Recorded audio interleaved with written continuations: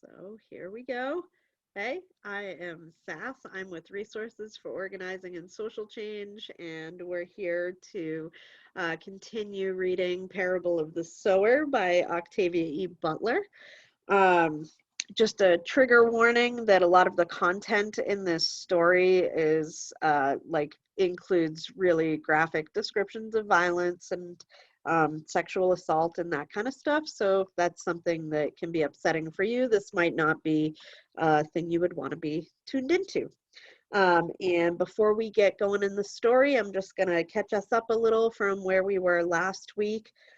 Just in general, just as a reminder, we're set in California in the mid-2020s, post-apocalyptic scene with our protagonist is a teen named Lauren who has a condition she calls hyper empathy, which causes her to basically feel what other people are feeling at any given time, whether it's pain or pleasure, and she actually basically physiologically experiences that.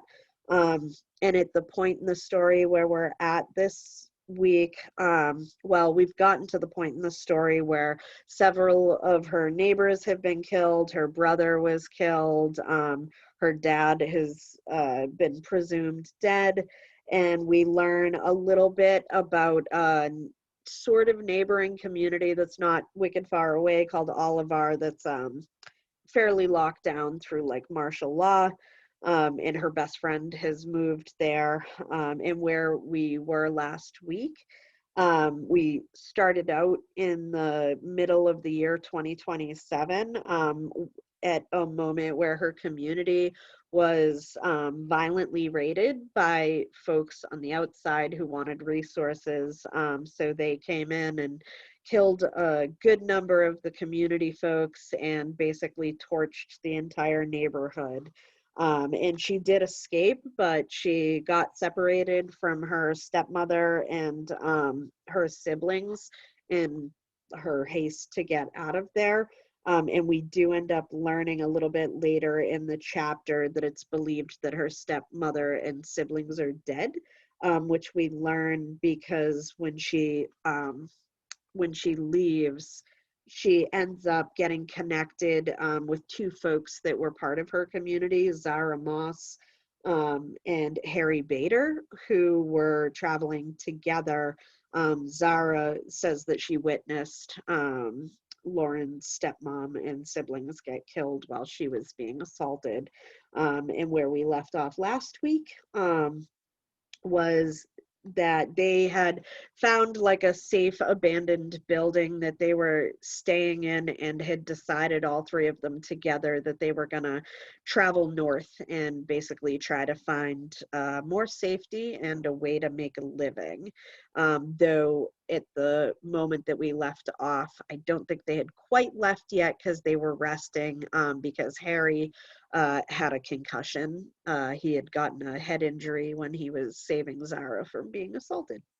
So that's where we left off, and I'm going to do a little screen share here for folks who process information better when they're seeing it visually as well as hearing it. So without further ado, here is our screen share. And I did back up just a wee bit in the story from we left off a page or two past here, but I figured I would start at the beginning of the diary entry. Oop, just move this over. There we go. Okay. Monday, August 2nd, 2027. From Notes Expanded, Sunday, August 8th. We're on our way. This morning, Zara took us to Hanning Joss, the biggest secure store complex in Robledo. We could get all we needed there.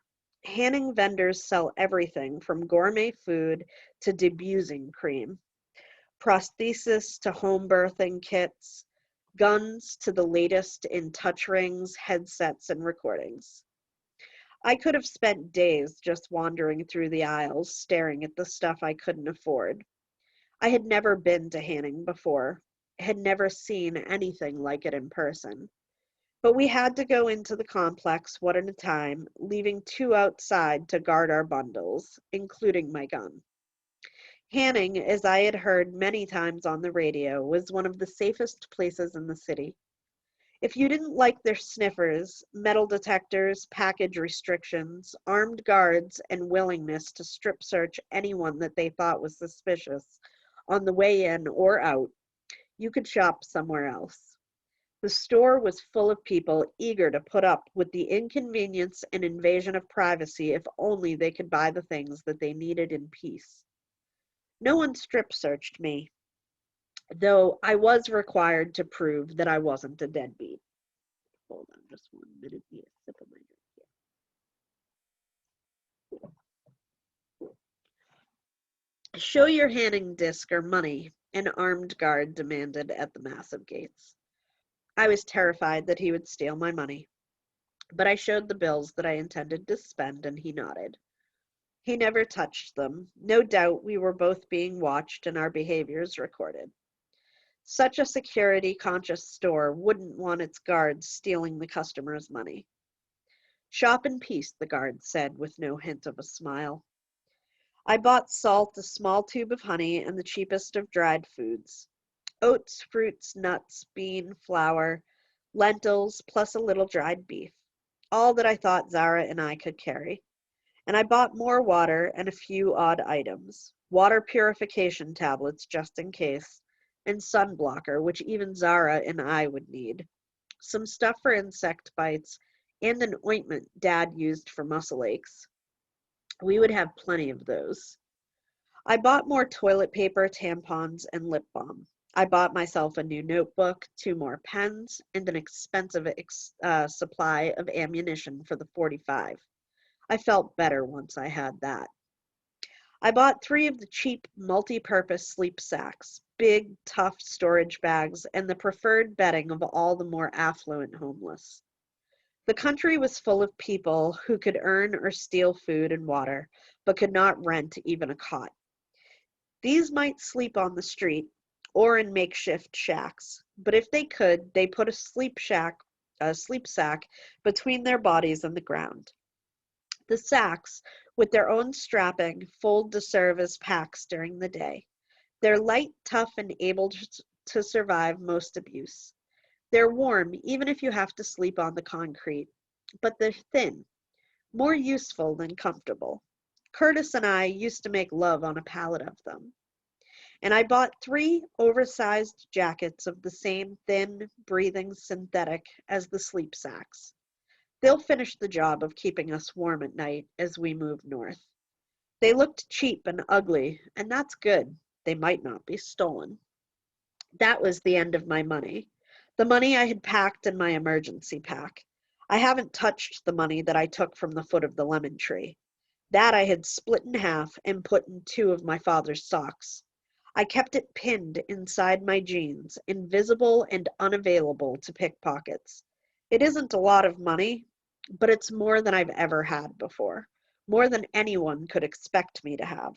I pinned it where it is, rewrapped in plastic and secure in the socks on Saturday night when I had finished writing and still couldn't stop thinking and remembering and knowing that there was nothing I could do about the past. Then I had a kind of tactile memory of grabbing the money packet and a handful of dirt and stuffing both into my pack. I had an incredible amount of nervous energy that was spending itself in jitteriness. My hands shook so that I could hardly find the money. By feel, in darkness. I made it an exercise in concentration to find the money, socks, and pins. Divide the money in half, or as close to in half as I could without seeing. Put it into the socks and pin it in place. I checked it when I went out to urinate the next morning. I'd done a good job. The pins didn't show at all on the outside. I'd put them through the seams down near my ankles, nothing dangling, no problems. I took my many purchases out to what was once the ground floor of a parking structure and was now a kind of semi-enclosed flea market. Many of the things dug out of ash heaps and landfills wind up for sale here. The rule is that if you buy something in the store, you can sell something of similar value in the structure. Your receipt, coded and dated, is your peddler's license. The structure was patrolled, though more to check these licenses than to keep anyone safe. Still, the structure was safer than the street. I found Harry and Zara sitting on our bundles. Harry waiting to go into the store and Zara waiting for her license. They had put their backs against the wall of the store and a spot away from the street and away from the biggest crowds of buyers and sellers. I gave Zara the receipt and began to separate and pack our new supplies. We would leave as soon as Zara and Harry finished their buying and selling. We walked down to the freeway, the 118, and turned west. We would take the 118 to 23 and the 23 to US 101. The 101 would take us up the coast toward Oregon. We became part of a broad river of people walking west on the freeway. Only a few straggled east against the current, east toward the mountains and the desert. Where were the westward walkers going? To something, or just away from here? We saw a few trucks, most of them run at night, swarms of bikes or electric cycles and 2 cars, and they had plenty of room to spend along the outer lanes past us, along the outer lanes past us. We're safer if we keep to the left lanes, away from the on and off ramps. It's against the law in California to walk on the freeways, but the law is archaic. Everyone who walks on the freeways sooner or later. Freeways provide the most direct routes between cities and parts of cities. Dad walked or bicycled on them often. Some prostitutes and peddlers of food, water, and other necessities live along the freeways in sheds or shacks or in the open air. Beggars, thieves, and murderers live here too. But I've never walked a freeway before today. I found the experience both fascinating and frightening. In some ways, the scene reminded me of an old film I saw once of a street in mid-20th century China. Walkers, bicyclers, people carrying, pulling, pushing loads of all kinds. But the freeway crowd is a heterogeneous mass. Black and white, Asian and Latin, whole families are on the move with babies on backs or perched atop loads in carts. Wagons or bicycle baskets, sometimes along with an old or handicapped person. Other old, ill, or handicapped people hobbled along as best they could with the help of sticks or fitter companions. Many were armed with sheathed knives, rifles, and of course, visible holstered handguns. The occasional passing cop said no attention. Children cried, played, squatted, did everything except eat. Almost no one ate while walking. I saw a couple of people drink from canteens. They took quick, furtive gulps as though they were doing something shameful or something dangerous. A woman alongside us collapsed. I got no impression of pain from her, except at the sudden impact of her body weight on her knees. She made me stumble, but not fall. The woman sat where she had fallen for a few seconds, then lurched to her feet and began walking again, leaning forward under her huge pack. Almost everyone was filthy. Their bags and bundles and packs were filthy. They stank. And we, who have slept on concrete and ashes and dirt, and who have not bathed for 3 days, we fitted in pretty well. Only our new sleep sack packs gave us away as either new to the road or at least in possession of new stealables. We should have dirtied the packs a little before we got started. We'll dirty them tonight. I'll see to it. There were a few young guys around, lean and quick, some filthy, some not dirty at all. Keiths. Today's Keiths. The ones who bothered me most weren't carrying much. Some weren't carrying anything except weapons. Predators. They looked around a lot, stared at people, and the way they looked and the people looked away. I looked away. I was glad to see that Harry and Zara did the same. We didn't need trouble. If trouble came, I hoped we could kill it and keep walking. The gun was fully loaded now, and I wore it holstered, but half covered by my shirt. Harry bought himself a knife. The money he had snatched up as he ran from his burning house had not been enough to buy a gun. I could have bought a second gun, but it would have taken too much of my money, and we have a long way to go. Zara used the shoe money to buy herself a knife and a few personal things. I had refused my share of that money. She needed a few dollars in her pocket. The day she and Harry use their knives, I hope they kill. If they don't, I might have to escape the pain. And what will they think of that? They deserve to know that I'm a sharer. For their own safety, they should know. But I've never told anyone. Sharing is a weakness, a shameful secret. A person who knows what I am can hurt me, betray me, disable me with little effort. I can't tell, not yet. I'll have to tell soon, I know, but not yet.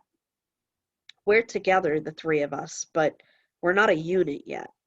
Harry and I don't know Zara very well, nor she us, and none of us know what will happen when we're challenged. A racist challenge might force us apart. I want to trust these people. I like them, and they're all I have left. But I need more time to decide. It's no small thing to commit yourself to other people. You okay? Zara asked. I nodded. You look like hell, and you're so damned poker-faced all the time. Just thinking, I said. There's so much to think about now. She sighed, her breath out in a near whistle. Yeah, I know. But keep your eyes open. You get too wrapped up in your thinking and you'll miss things. People get killed on freeways all the time. Chapter 16. Earthseed cast on new ground must first perceive that it knows nothing. Earthseed, the Books of the Living. Monday, August 2nd, 2027. Continued from notes expanded August 8th. Here are some of the things I've learned today. Walking hurts. I've never done enough walking to learn that before, but I know it now. It isn't only the blisters and sore feet, although we've got those. After a while, everything hurts. I think my back and shoulders would like to desert to another body. Nothing eases the pain except rest. Even though we got a late start, we stopped twice today to rest. We went off the freeway into the hills or bushes to sit down, drink water, eat dried fruit and nuts. Then we went on. The days are long this time of year. Sucking on a plum or apricot pit all day makes you feel less thirsty. Zara told us that. When I was a kid, she said, there were times when I would put a little rock in my mouth. Anything to feel better. It's cheap, though. If you don't drink enough water, you'll die no matter how you feel. All three of us walked along with seeds in our mouths after our first stop, and we felt better. We drank only during our stops in the hills. It's safer that way. Also, cold camps are safer than cheery campfires. Yet tonight, we cleared some ground, dug into a hillside, and made a small fire in the hollow. There, we cooked some of my acorn meal with nuts and fruit. It was wonderful. Soon, we'll run out of it, and we'll have to survive on beans, cornmeal, oats. Expensive stuff from stores. Acorns are home food, and home is gone. Fires are illegal. You can see them flickering all over the hills, but they're illegal. Everything is so dry that there's always a danger of campfires getting away from people and taking out a community or two. It does happen. But people who have no homes will build fires. Even people like us who know what fire can do will build them. They give comfort, hot food, and a false sense of security. While we were eating, and even after we'd finished, people drifted over and tried to join us. Most were harmless and easily gotten rid of. 3 claimed they just wanted to get warm. The sun was still up, red on the horizon, and it was far from cold. 3 women wanted to know whether 2 studs like Harry and me didn't need more than 1 woman. The women who asked this may have been cold, considering how few clothes they had on. It's going to be strange for me, pretending to be a man. Couldn't I just roast this potato in your coals? An old man asked, showing us a withered potato. We gave him some fire and sent him away, and watched to see where he went, since a burning brand could be either a weapon or a major distraction if he had friends hiding. It's crazy to live this way, suspecting helpless old people. Insane. But we need our paranoia to keep us alive. Hell, Harry wanted to let the old guy sit with us. It took Zara and me together to let him know that was not going to happen. Harry and I have been well fed and protected all of our lives. We're strong and healthy and better educated than most people our age. But we're stupid out here. We want to trust people. I fight against the impulse. Harry hasn't learned to do that yet. We argued about it afterward, low-voiced, almost whispering. Nobody's safe, Zara told him. No matter how pitiful they look, they can steal you naked. Little kids, skinny and big-eyed, will make off with all of your money, water, and food. I know. I used to do it to people. Maybe they died, I don't know. But I didn't die. Harry and I both stared at her. We knew so little about her life, but to me at that moment, Harry was our most dangerous question mark. You're strong and confident, I said to him. You think you can take care of yourself out here, and maybe you can. But think what a stab wound or a broken bone would mean out here. Disablement, slow death from infection or starvation, no medical care, nothing. He looked at me as though he wasn't sure he wanted to know me anymore. What then? He asked. Everyone's guilty until proven innocent? Guilty of what? And how do they prove themselves to you? I don't give a piss whether they're innocent or not, Zara said. Let them tend to their own business.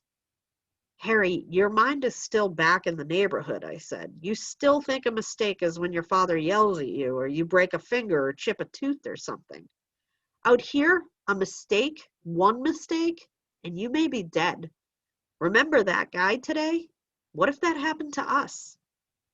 We had seen a man robbed, a chubby guy of 35 or 40 who was walking along eating nuts out of a paper bag. Not smart. A little kid of 12 or 13 snatched the nuts and ran off with them. While the victim was distracted by the little kid, 2 bigger kids tripped him, cut his pack straps, dragged the pack off his back, and ran off with it. The whole thing happened so fast that no one could have interfered even if they wanted to.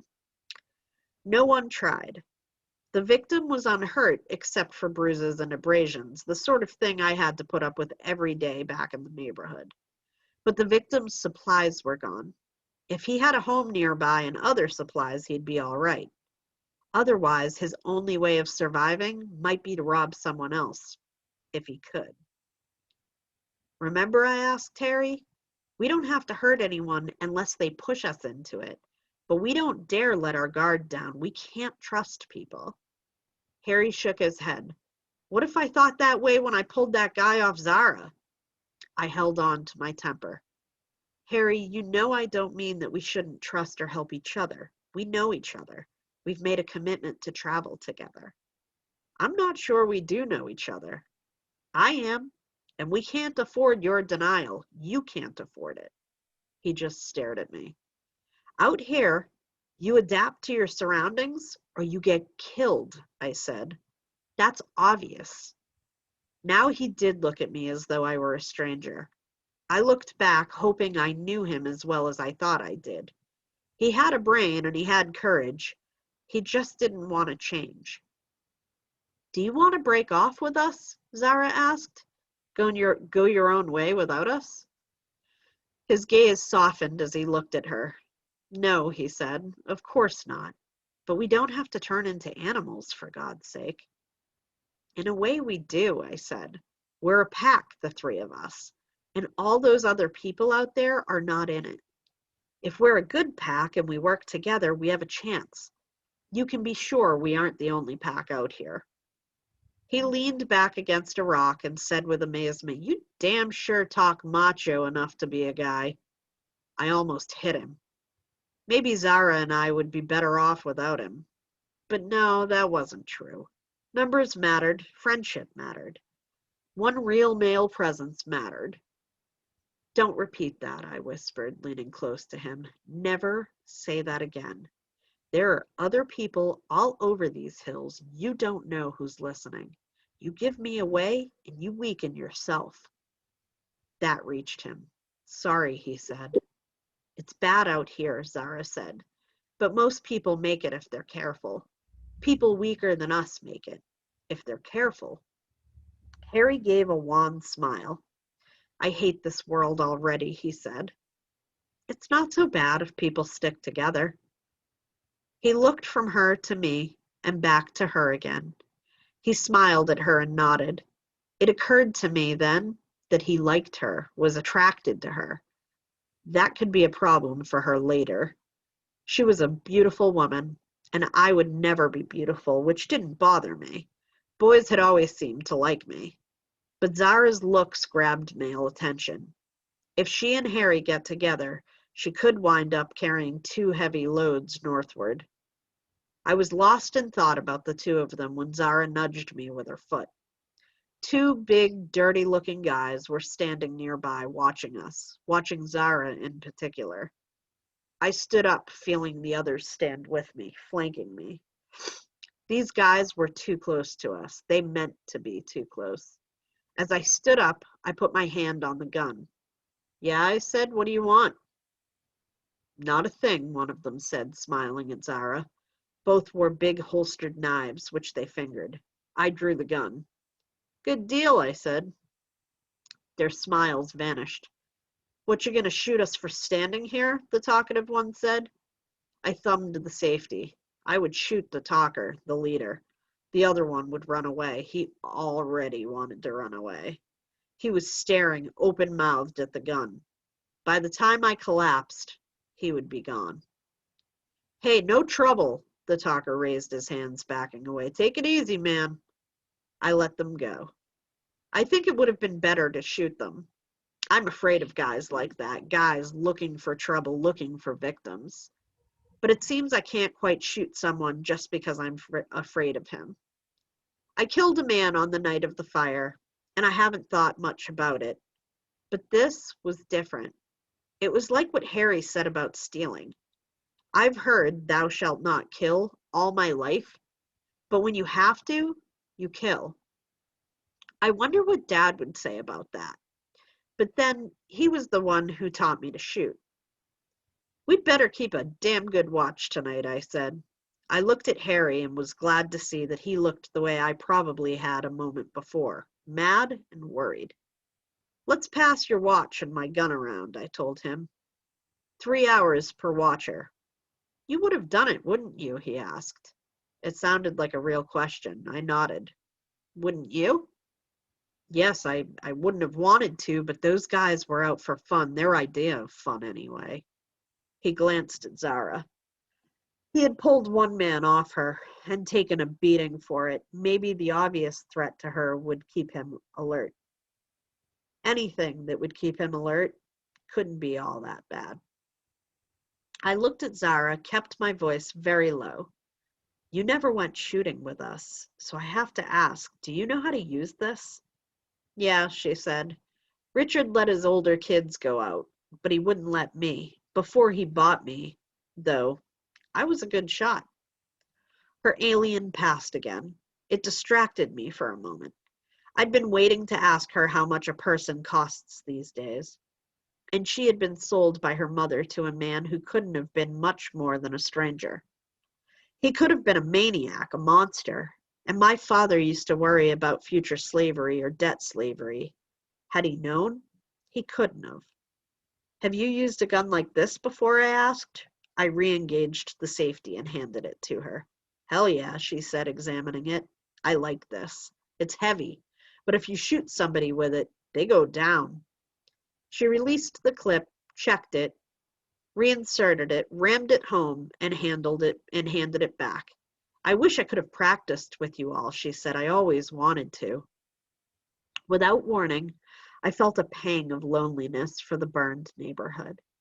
It was almost a physical pain. I had been desperate to leave it, but I had expected it to still be there, changed, but surviving.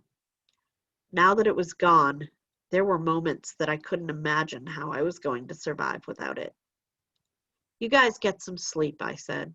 I'm too wound up to sleep now. I'll take the first watch. We should gather more wood for the fire first, Harry said. It's burning low. Let it go out, I said. It's a spotlight on us, and it messes up our night vision. Other people can see us long before we can see them.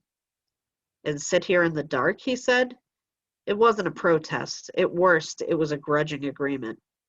I'll take the watch after you, he said, lying back and pulling up his sleep sack and positioning the rest of his gear to serve as a pillow.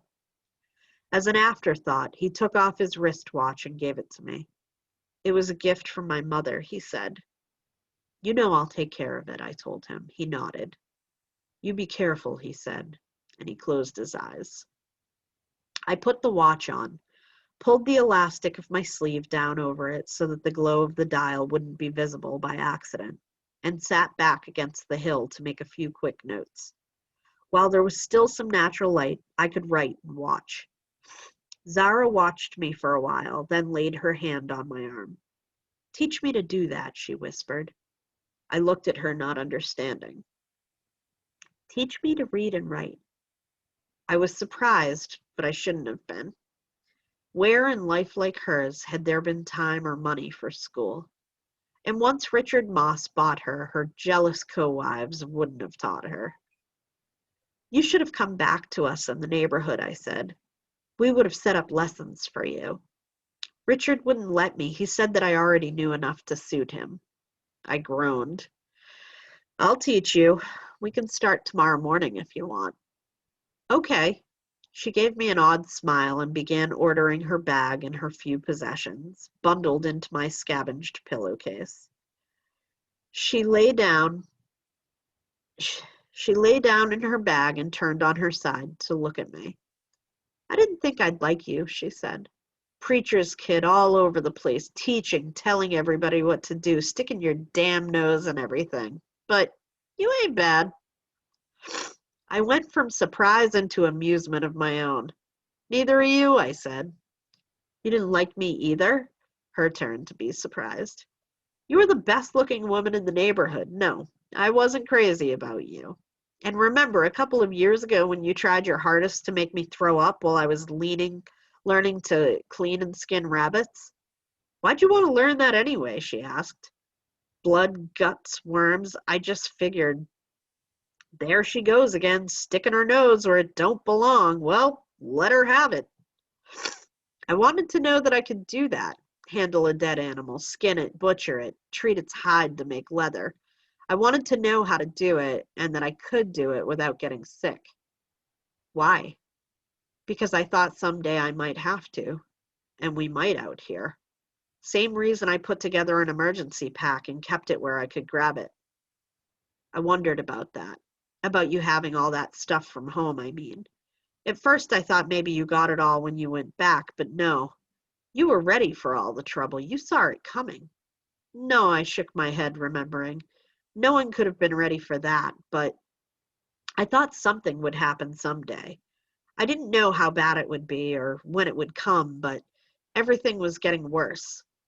The climate, the economy, crime, drugs, I didn't believe we would be allowed to sit behind our walls looking clean and fat and rich to the hungry, thirsty, homeless, jobless, filthy people outside. She turned again and lay on her back, staring upwards at the stars. I should have seen some of that stuff, she said, but I didn't. Those big walls, and everybody had a gun. There were guards every night. I thought we were so strong.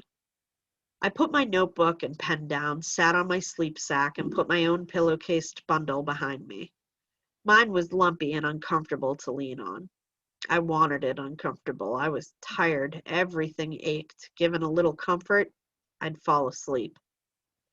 The sun was down now, and our fire had gone out except for a few glowing coals. I drew the gun and held it in my lap. If I needed it at all, I would need it fast. We weren't strong enough to survive slowness or stupid mistakes. I sat where I was for 3 weary, terrifying hours. Nothing happened to me, but I could see and hear things happening. There were people moving all around the hills, sometimes silhouetting themselves against the sky as they ran or walked over the tops of hills. I saw groups and individuals. Twice I saw dogs, distant but alarming. I heard a lot of gunfire, individual shots and short bursts of automatic weapons fire. That last and the dogs worried me, scared me. A pistol would be no protection against a machine gun or automatic rifle, and dogs might not know enough to be afraid of guns. Would a pack keep coming if I shot 2 or 3 of its members? I sat in a cold sweat longing for walls, or at least for another magazine or 2 for the gun. It was nearly midnight when I woke Harry, gave him the gun and the watch, and made him as uncomfortable as I could by warning him about the dogs, the gunfire, and the many people who wandered around at night. He did look awake and alert enough when I lay down. I fell asleep at once, aching and exhausted. I found the hard ground as welcoming as my bed at home. A shot awoke me. Then I heard gunfire, several single shots, thunderous and nearby. Harry? Something fell across me before I could get out of my sleep sack, something big and heavy. It knocked the breath out of me.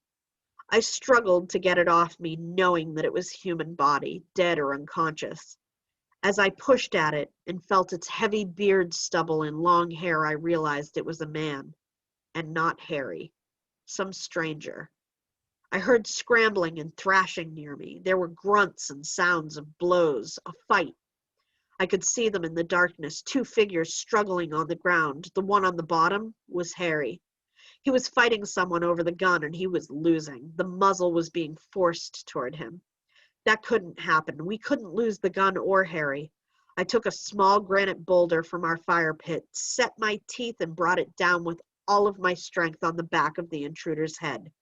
And I brought myself down.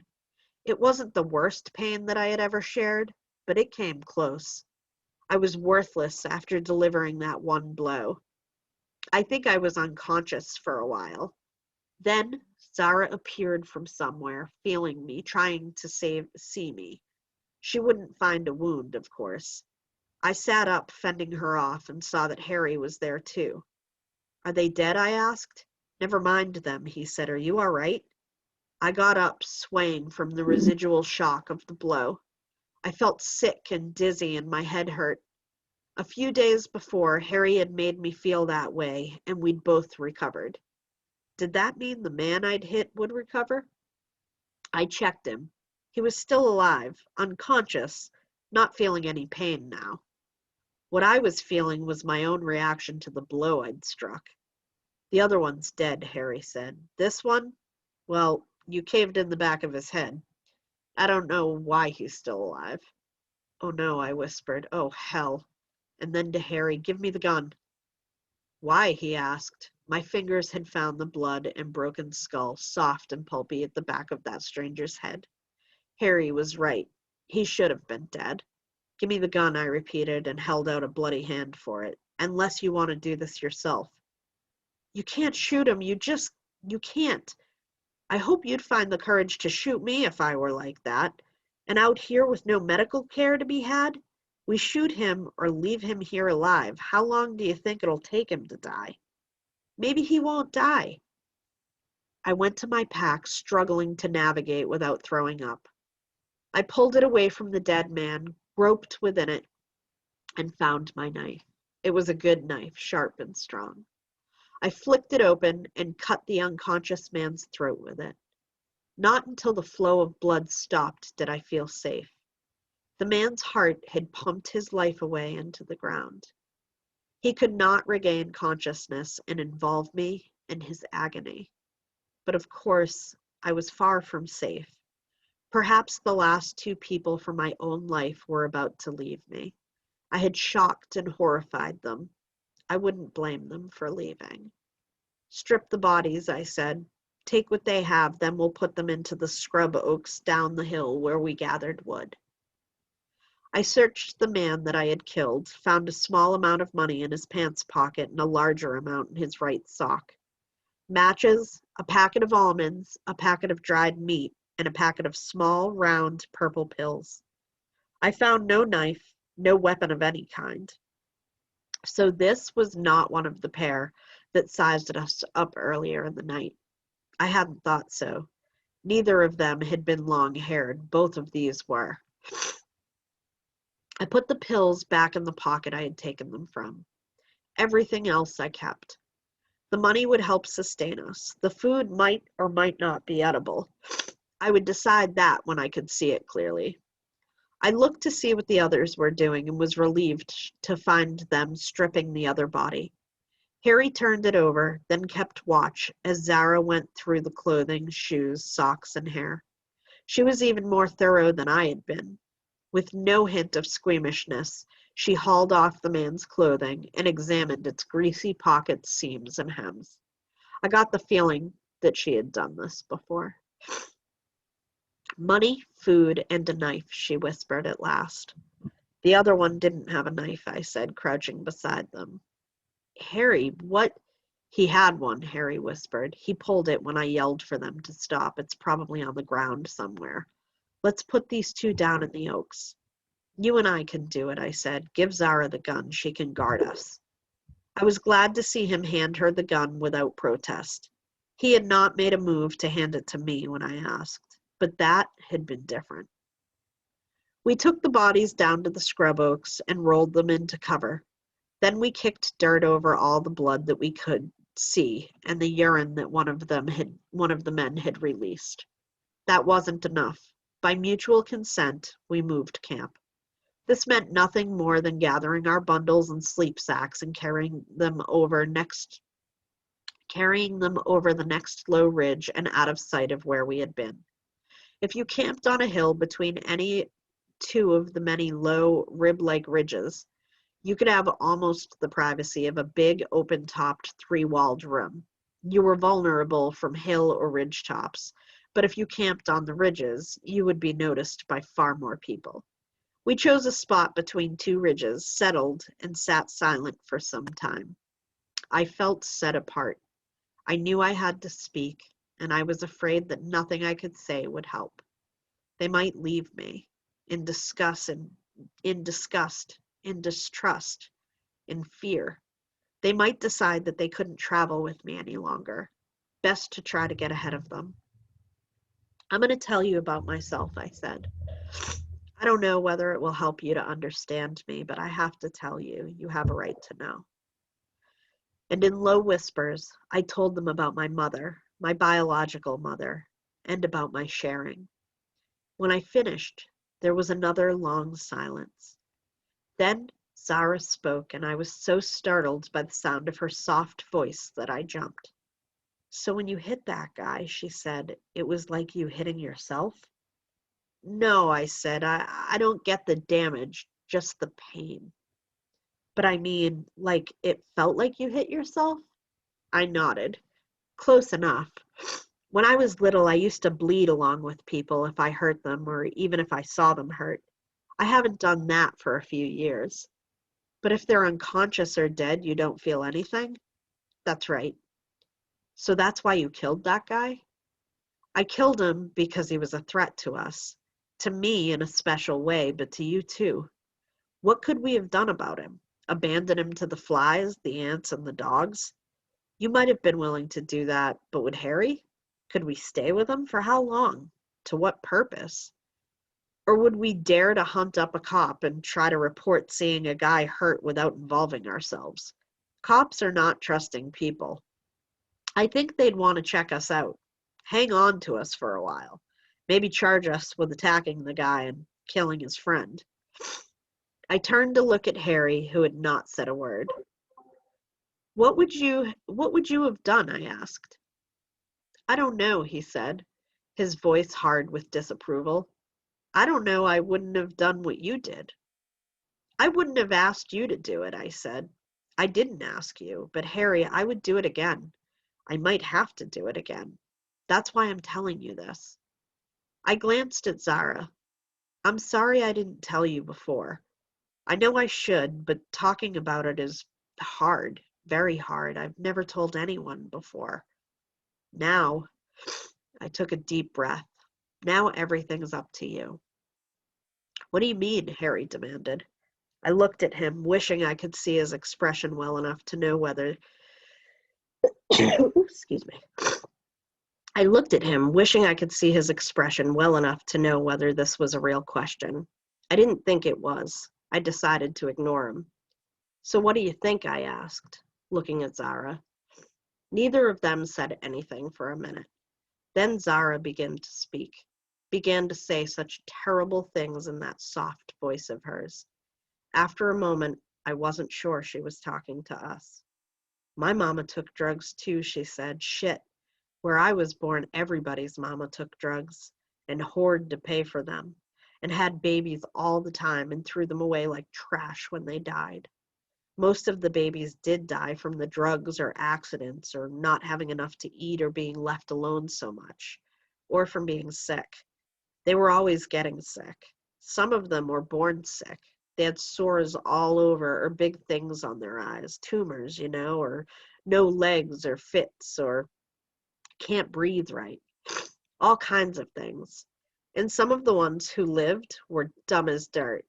Can't think, can't learn, just sit around, 9, 10 years old, peeing in their pants, rocking back and forth and dripping spit down their chins. There's a lot of them.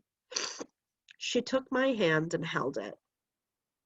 You ain't got nothing wrong with you, Lauren. Nothing worth worrying about. That paracecto shit was baby milk. How was it that I had not gotten to know this woman back in the neighborhood? I hugged her. She seemed surprised, and then hugged back. We both looked at Harry. He sat still near us, but far from us, from me. What would you do, he asked, if that guy only had a broken arm or leg? I groaned, thinking about pain. I already knew more than I wanted to about how broken bones feel. I think I'd let him go, I said, and I'm sure I would be sorry for it. It would be a long time before I stopped looking over my shoulder. You wouldn't kill him to escape the pain? I never killed anyone back in the neighborhood to escape pain. But a stranger? I've said what I would do. What if I broke my arm? Then I might not be much good to you. I would be having trouble with my arm too, after all. But we'd have 2 good arms between us, I sighed. We grew up together, Harry. You know me. You know what kind of person I am. I might fail you, but if I could help myself, I wouldn't betray you. I thought I knew you. I took his hands, looked at their big, pale, blunt fingers. They had a lot of strength in them, I knew, but I had never seen him use it to bully anyone. He was worth some trouble, Harry was. No one is who we think they are, I said. That's what we get for not being telepathic. But you've trusted me so far, and I've trusted you. I've just put my life in your hands. What are you going to do? Was he going to abandon me now to my infirmity, instead of me maybe abandoning him at some future time due to a theoretical broken arm? And I thought, one oldest kid to another, Harry. Would that be responsible behavior? He took his hands back. Well, I did know you were a manipulative bitch, he said. Zara smothered a laugh. I was surprised. I'd never heard him use the word before. I heard it now as a sound of frustration. He wasn't going to leave. He was a last bit of home that I didn't have to give up yet. How did he feel about that? Was he angry with me for almost breaking up the group? He had reasons to be, I suppose. I don't understand how you could have been like this all the time, he said. How could you hide your sharing from everyone? My father taught me to hide it, I told him. He was right. In this world, there isn't any room for housebound, frightened, squeamish people, and that's what I might have become if everyone had known about me. All the other kids, for instance. Little kids are vicious, haven't you noticed? But your brothers must have known. My father put the fear of God into them about it. He could do that. As far as I know, they never told anyone. Keith used to play funny tricks on me, though. So you faked everyone out. You must be a hell of an actor. I had to learn to pretend to be normal. My father kept trying to convince me that I was normal. He was wrong about that, but I'm glad he taught me the way that he did. Maybe you are normal. I mean, if the pain isn't real, then maybe the sharing thing is all in my head. Of course it is, and I can't get it out. Believe me, I'd love to. There was a long silence, and then he asked, "What do you write in your book every night?" Interesting shift. "My thoughts," I said. "The day's events, my feelings." "Things you can't say?" he asked. "Things that are important to you?" "Yes." "Then let me read something. Let me know something about the you that hides. I feel as though you're a lie. I don't know you. Show me something of you that's real." What a request, or was it a demand? I would have given him money to read and digest some of the earthseed portions of my journal, but he had to be eased into them. If he read the wrong thing, it would just increase the distance between us.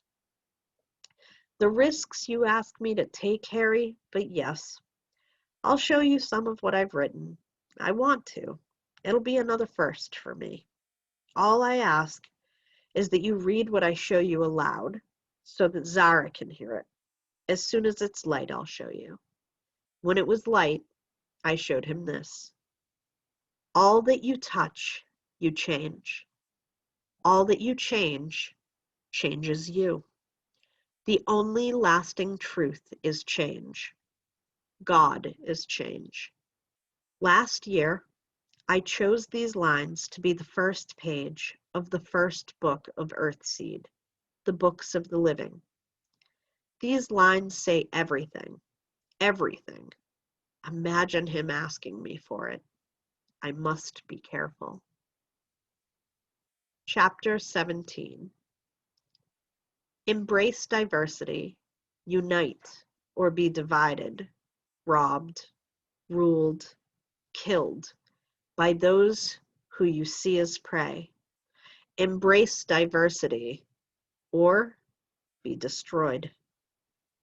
Earthseed, the books of the living. Tuesday, August 3rd, 2027, from Notes expanded August 8. There's a big fire in the hills to the east of us. We saw it begin as a thin, dark column of smoke rising into an otherwise clear sky. Now it's massive, a hillside or two, several buildings, many houses, our neighborhood again. We kept looking at it and then looking away. Other people dying, losing their families, their homes. Even when we had walked past it, we looked back. Had the people with painted faces done this too? Zara was crying as she walked along, cursing in a voice so soft that I could hear only a few of the bitter words. Earlier today, we left the 118 freeway to look for and finally connect with the 23. Now we're on the 23 with charred, overgrown wilderness on one side and neighborhoods on the other. We can't see the fire itself now. We passed it, come a long way from it, put hills between it and us as we head southward toward the coast. But we can still see the smoke. We didn't stop for the night until it was almost dark and we were all tired and hungry. And we're gonna stop there because it's 10 o'clock.